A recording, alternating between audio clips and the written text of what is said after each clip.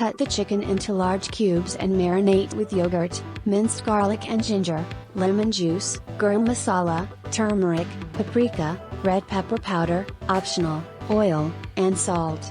Mix well and refrigerate for 2 hours to marinate. In a pan, fry the marinated chicken with a little oil. Then add 3 tablespoons of fried onions, 2 chopped hot peppers, and 2 chopped tomatoes. Cook covered for 10 minutes. Layer some oil and 1 teaspoon of cumin seeds at the bottom of a pot.